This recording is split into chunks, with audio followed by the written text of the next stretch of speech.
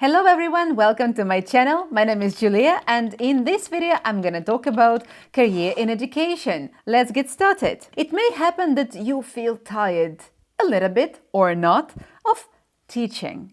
Then this video is definitely for you. It may happen and it's totally fine. You are not alone. There are many other people that reconsider whether to teach or not, whether to continue teaching big groups or small groups, one-to-one, online or offline. It's totally fine that you can ask the question, do I want to teach further? And being honest with yourself is the key. Today we are going to talk about career transitions for educators and which options to choose from. So grab a cup of coffee, get comfy, and let's dive in. Before we get into career options, let's actually understand why so many teachers are thinking about leaving. And maybe you can recognize yourself in these shoes. Because if you're feeling this way, you are not alone. A common reason I hear is the burnout. Exhausting hours, a lot of stress, long hours at work, and never-ending lesson planning. Low pay can be another reason why people consider changing teaching jobs. Another reason can be limited career growth opportunities. At some point, it can be a little bit unclear how to grow and where to grow in your career. So it can be also the reason. Another reason is wanting more flexibility. When you have a family, you consider some flexi time, and at some point it may happen that teaching is no longer something what you consider because of other commitments. If any of these resonate with you, stick around. I have some options for you that you can choose from and some alternatives that you can consider. Let's have a look at some of those alternatives. Number 1, Instructional Designer. If you love creating lessons and lesson planning, then you can consider having a career and developing yourself in instructional design. Companies and universities hire instructional designers to create online courses, e-learning experiences, training programs, and educational content. Bonus, it pays well, and mainly the jobs are remote. The second option is corporate trainer. Imagine that you are teaching, but to adults. In this case, many companies are considering hiring corporate trainers because they want their employees to acquire new skills or master the existing ones. What these skills can be, you may ask. First of all, organization skills, communication, effective communication in particular, and leadership skills.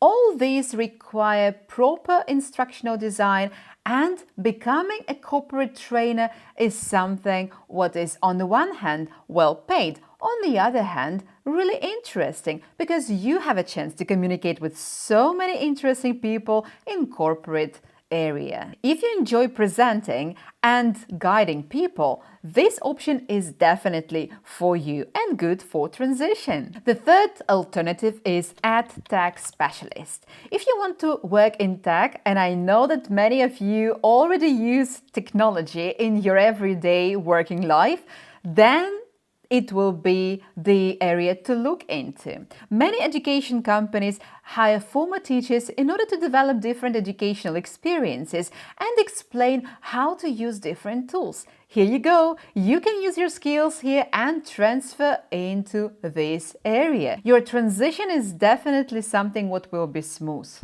The fourth alternative is freelance writing and curriculum developer. If you like developing the programs, educational programs, and if you like methodology, if you are keen on writing, then this is definitely for you. You can write the whole program in details and explain every single step in depth. If you enjoy writing, you can create textbooks, digital courses, and educational blogs. Sites like Upwork or Teachers Pay Teachers can be a really good starting point. And the fifth option is academic advising and education consulting. If you still want to work in education, but you don't want to teach directly, then you can choose this role because on the one hand, you can work with people and you can help their career. On the other hand, you can share the knowledge and skills that can help another person shine and understand what needs to be developed. Instead of just teaching in front of the classroom, you can help quite a lot of people one-to-one. Another area for you can be participating in the methodology and improving methodology for schools, institutions, and in different ways improving approaches to teaching. If you still want to work in education but outside of the classroom, then advising is definitely for you. You can help students to develop and shine in their career paths, and you can help institutions in order to develop and improve their existing methodology and approaches to teaching. But you may have a question, how can I make the leap? Here is what worked for others. Start small. Think about doing the course on Coursera or LinkedIn in order to understand whether you want to work in this area. Tip number 2, contact with people on LinkedIn. Think about people in the area that you are considering. Check their profile. Check the skills that they have in their profile and think whether you have the same and where the gap is.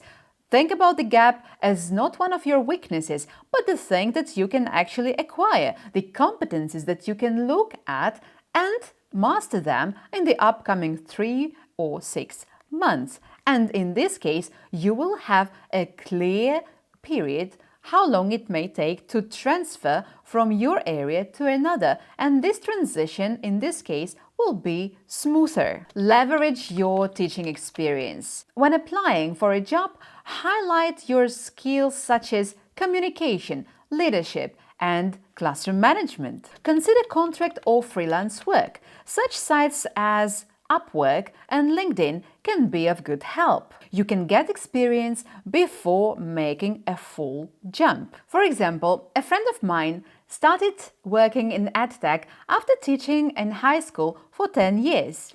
What she did? She checked everything on LinkedIn. She checked different people who worked at that point in EdTech and saw the skills that she was supposed to master in order to land a job. And then, at the same time, she started giving some workshops on how to use different tools for free at her school. She added this information to her resume and started sending it out to different EdTech companies. And in 6 months, she landed a job in EdTech company and started working there. They invited her because they saw those competencies that they needed. And there was also some information in the portfolio. And her portfolio was also ready because the workshops that she gave for free contributed to her portfolio that she demonstrated to the hiring manager. She succeeded in landing a remote job with much less stress and better paid. If you are thinking leaving teaching, you are not the only one. You are not stuck. There are so many people who are thinking about that, but it's difficult to admit after so many years of experience and investment of time and efforts that you don't want to do it anymore. You love education, you love teaching, but you don't see yourself doing it anymore. And if that's something where you can recognize yourself, you can start not from scratch, but you can actually use your skills, you can use transferable skills and open new opportunities that I was talking about today. Please share in the comments which alternatives that I shared today resonate with you, and I'm very curious to know about some other options that were not mentioned today in this video. If you'd like more career transition videos, you're more than welcome. Join this channel, press like, not to miss any other upcoming video. I wish you good luck in your career transition and see you in my upcoming video. Bye!